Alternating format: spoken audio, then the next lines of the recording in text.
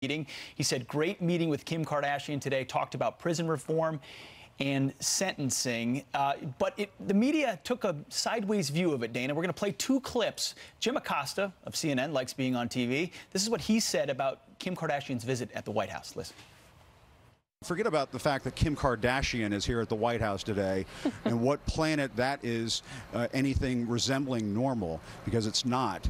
She shouldn't be here talking about prison reform. It's very nice that she is here, but that's not a serious thing to have happened here at the White House. She shouldn't be there. He was singing a different tune in 2015, and thanks to the magic of videotape. This is Jim Acosta talking about John Legend when Obama was president. I'm going to push the president to get more involved in criminal justice reform. I'm going to suggest some ideas that we think could help improve the situation. If you change your mind about running for office, give CNN the scoop. I will. I will. A little bit of different tune there, Dana.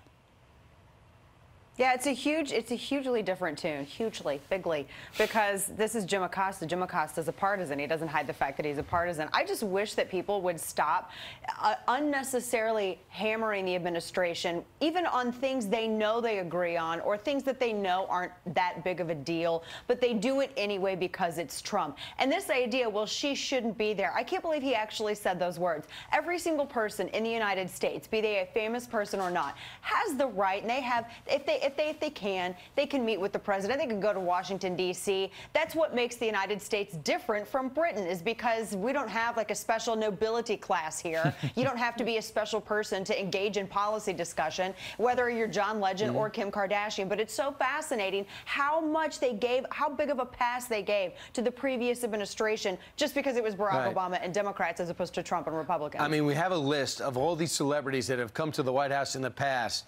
It was celebrity heaven. No one had a problem with Leo DiCaprio, Tiger Woods, Beyonce, who's married to Jay-Z, who's texts with the president on a daily basis. In the White House. Yeah, I mean, just to say, and the multiple visits. So I just thought that was commonplace. You know, Sylvester Stallone wanted Jack Johnson to get a pardon. He knows the president, picked up the phone. That's part of it. And the president's got a relationship with Jay-Z. He's going to be able to go back and forth and maybe get some influence there. That's a part of it. You can't have it both ways. No, you can't. Beyonce was a huge figure in the previous administration. I mean, how many times did they visit the White House? And how many times did she partner up with the First Lady on a number of different initiatives? And then, you know, you had the jazz nights at the White House, the blues nights at the White House. You had U2 that was at the White House. I mean, so this has happened. The previous administration was the celebrity administration. It was the Hollywood administration. They loved and they bragged about the fact that they were so close to celebrities. Where was Jim Acosta's whining then? Exactly. Well, let's talk about Melania, too. The media is going after Melania for not being out in public since the middle of May. Where is she? Keep in mind, she just had surgery. These are some of the headlines. Time magazine says Melania Trump tweets she's feeling great. She hasn't been seen publicly in weeks. CNN says Melania Trump hasn't appeared in public for 20 days. Mercury News, missing Melania Trump. The First Lady tweets she's feeling great, but mystery remains. What are your thoughts? Yeah, I mean, she's had surgery. The White House was very forthright about the procedure that she had done. They were very forthright about how she was going to recover and where she was going to recover. I mean, we're not at Hillary Clinton levels of conspiracy with our health here. So I think that the media needs to maybe perhaps chill out a little bit.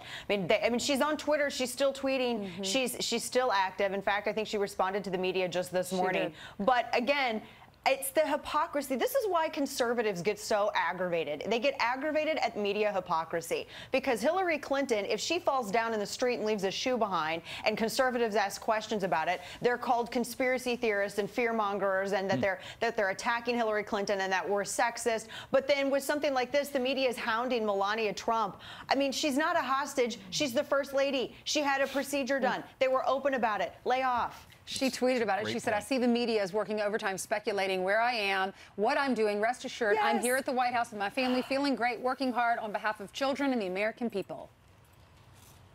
Yes, exactly. And here's legacy media that's once again trying to find a conspiracy where there is none. If they only were this attentive during the previous administrations, I would have loved to have seen media work this hard then. Yeah. Well, and even if she didn't want to come out, is it anyone's business what she's doing? I mean, she's not the president. Well, she's not. I mean, you're absolutely right, Ainsley. She's not. But even then, they've been entirely forthright about it. They've said exactly what it is that she had done and how she was going to recover. And I mean, it's amazing that the media is so obsessed with this. Are they going to send Bob Mueller after Melania Trump? Is that what's going to happen next? Is Bob Mueller going to add this to his witch hunt list? They might as well toss it in. Yeah. To the probe. Hey, Dana Loesch, thanks so much. I mean, at this point, right? Everything's fair game. Yeah. True. Thank you guys so much. Dana. Have a good week. You too. All right, we're going to toss it over to Jillian Mealy. Good morning. Sometimes you just don't feel like going outside, you know? Good morning to you guys. Especially after surgery. Exactly. Good morning to you at home. America's longest war could finally be coming to an end. A top U.S. commander in Afghanistan now revealing that secret talks are underway with high-ranking Taliban leaders. Their goal? To negotiate a peaceful end to the 17-year war. A number of channels of dialogue have opened up between the various stakeholders in the peace process. In August, President Trump announced a new war strategy, including loosening the rules of engagement.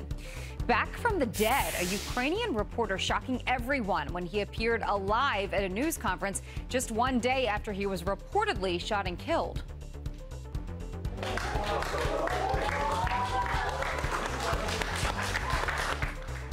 So here's what happened. The Ukrainian government actually staged the death to foil a real-life murder plot against the journalist who had criticized the Kremlin. Not even his wife knew.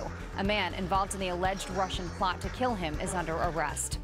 A civil emergency in this area. Prepare for action. An official now apologizing for that alert, which sparked panic in Salem, Oregon. The incomplete message was supposed to let people know about toxins in the water supply. It took 31 minutes to clear up the glitch with a follow-up message, but people were already stripping water from store shelves. It comes months after Hawaiian officials sent a false emergency warning of an incoming missile. Just take a look at this photo, a really touching photo of a police officer comforting a newborn baby that's now going viral. That's Dallas officer Donald Boyce holding baby Jackson moments after he was pulled from an overturned car. The officer's fatherly instincts immediately kicking in, bouncing and singing to the little boy. Boyce says he would want someone treating his child the same way. No one in the car crash was seriously hurt. Isn't that a beautiful photo? Yeah, it is. is. Thanks, Jillian. Yeah. Thanks, Jillian. Appreciate it. All right. Talk about beautiful. You took it from me. You took it from me. Yes, you are, Janice. Oh my gosh, that's the best compliment of the day. You know what? Today is National Smile Day, and I have all these big smiles for you to take a look at. Ed is going to show you this great crowd. Give me your biggest smile, everybody, for National Smile Day. Good job. What ambassadors right here. Let's take a look at the maps while we're looking at these beautiful smiles. And you know what, producers? We could actually do a split screen of all these amazing people and the current temperature.